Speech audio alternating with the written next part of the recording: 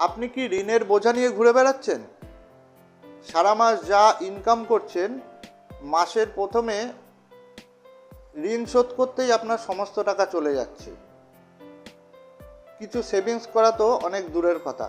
যদি সত্যি এমন অবস্থার মধ্যে আপনি থেকে থাকেন, তাহলে অবশ্যই আপনি ঋণহর্তা গণেশ মন্ত্র জপ করুন এবং কবচ ধারণ করুন।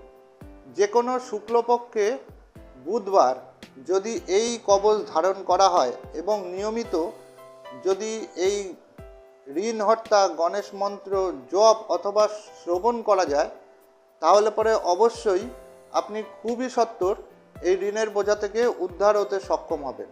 আপনার চারিদিক থেকে অনেক ধরনের সুযোগ সুবিধা আসতে থাকবে, অনেক ধরনের মাধ্যম আপনি পেয়ে যাবেন, যাতে আপনার ইনকাম আস্তে আস্তে আগের থেকে অনেক বাড়তে থাকবে এবং আপনার ঋণ শোধ করার পক্ষে সেটি খুবই সুবিধাজনক হয়ে যাবে। তো মনে রাখবেন, ঋণহর্তা গণেশ মন্ত্র জপ এবং ঋণহর্তা গণেশ কবচ ধারণ। যদি কেউ প্রয়োজন মনে করেন, ওপরে দেওয়া নম্বরে অবশ্যই যোগাযোগ করবেন।